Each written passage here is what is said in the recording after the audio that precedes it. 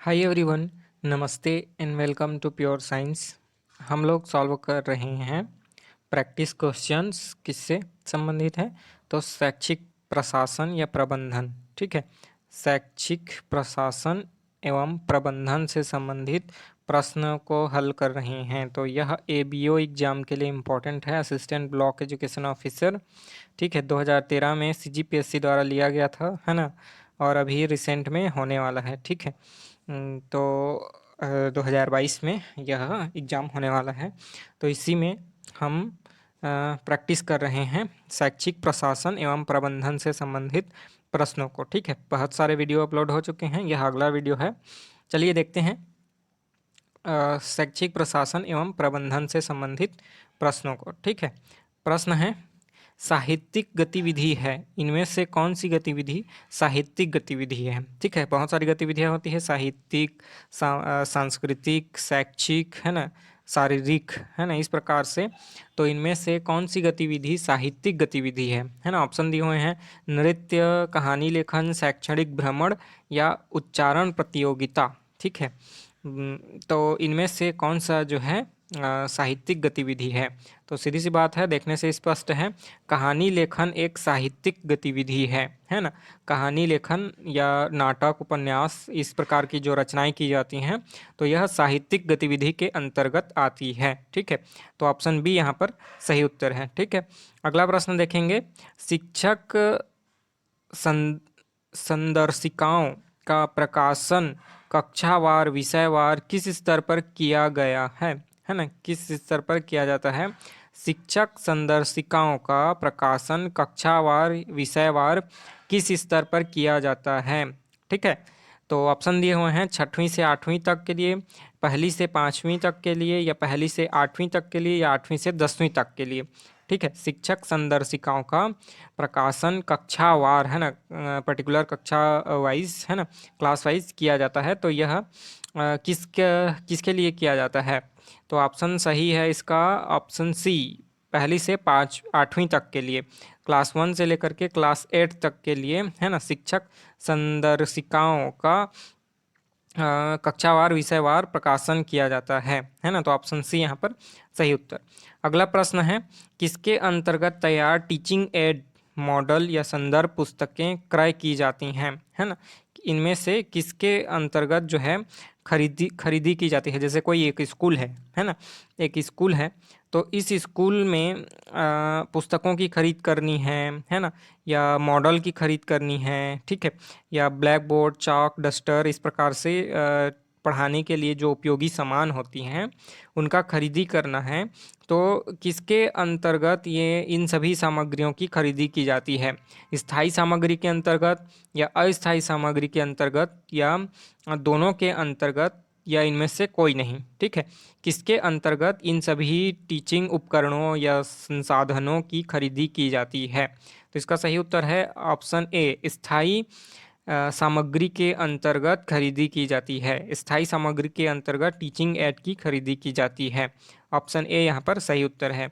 अगला प्रश्न देखेंगे, पाठ्य सहगामी क्रियाकलापों के संचालन का दायित्व किसको सौंपना चाहिए? ठीक है, पाठ्य सहगामी क्रियाओं के संचालन के लिए, है ना, पाठ के साथ साथ और भी कई क्रियाएं होती हैं, जैसे डांसिंग, टीचिंग, ड्राइंग, पेंटिंग, है ना, इस प्रकार से जो पाठ्य सहगामी क्रियाएं होती हैं, एनएसएस, इस प्रकार से एनसीसी, और भी बहुत सारे। तो इनका जो संचालन का दायित्व किस पर सौंपना चाहिए?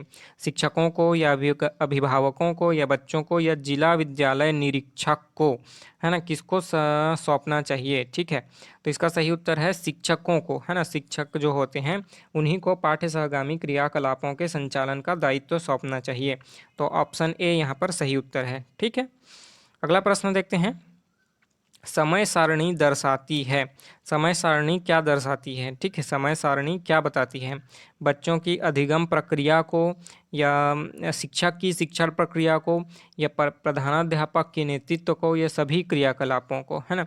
तो किसी भी स्कूल में टाइम टेबल होता है कि, है ना, ये टाइम रहेगा और इस समय पर ये यह क्लास लगेगा और ये अमुक जो है टीचर उस क्लास को पढ़ाएगा। ठीक है, जैसे 10 बजे से 11 बजे तक, 10:40 तक, है ना, कौन सी क्लास लगेगी और कौन टीचर पढ़ाएगा, है ना। उसके बाद 10:40 से, है ना, 11 बजे, है ना, उधर और आगे, है ना, 11:20 तक जैसे कौन सा क्लास लगेगा, उसको कौन सा टीचर पढ़ाएगा, ये जो टाइम टेबल बना होता है, तो यह क्या बताता है ना, बच्चों की अधिगम प्रक्रिया को निर्धारित करता है, या शिक्षक की शिक्षण प्रक्रिया को मैनेज करता है, या प्रधानाध्यापक के नेतृत्व को, है ना। तो इसका कौन सा उत्तर सही होगा, तो स्पष्ट है सभी को, है ना, सभी क्रियाकलापों को दर्शाती है ना, जो समय सारणी होती है, टाइम टेबल। ठीक है, ऑप्शन डी यहाँ पर सही उत्तर है। अगला प्रश्न देखेंगे।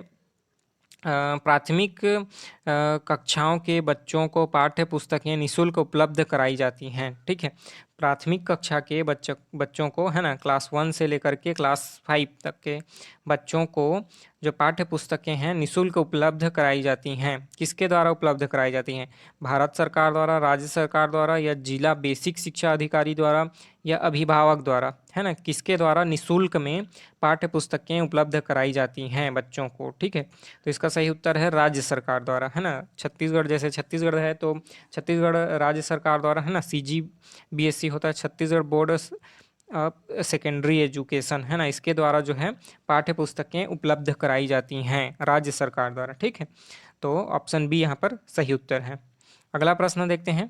कक्षा 1 में कुल निर्धारित पाठ्य पुस्तकें हैं। कक्षा 1, क्लास 1 में कुल कितने पाठ्य पुस्तकें निर्धारित हैं क्लास 1 में, है ना, कितने पाठ्य पुस्तकें निर्धारित हैं? तो, है ना, इसका ऑप्शन दिया हुआ है 1, 2, 3 या 4, है ना, कितनी पाठ्य पुस्तकें निर्धारित की जाती हैं। तो देखिए इसमें क्या क्या होती हैं, 3, है ना, मैथ्स की एक, है ना, मैथ्स की एक होती है, और हिंदी की ये, और इंग्लिश की, है ना, जैसे छत्तीसगढ़ में जो चलती है उसके लिए कौन कौन सी होती है, तो मैथ्स की एक बुक होती है, हिंदी की एक बुक होती है, और इंग्लिश की। ठीक है, तो option C is the right answer, 3। ठीक है, अगला प्रश्न देखते हैं।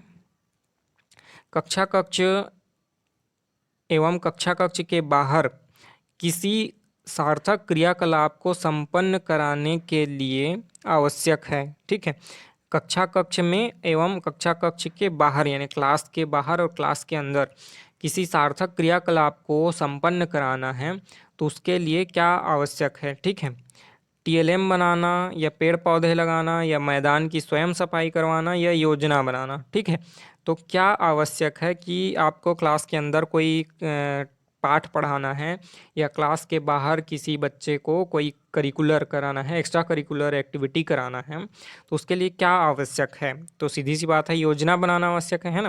पहले आप उस कार्य की योजना बनाएंगे, है ना, उसके बाद उस योजना को अप्लाई करेंगे। ठीक है, तो योजना बनाना आवश्यक है। ऑप्शन डी यहाँ पर सही उत्तर है।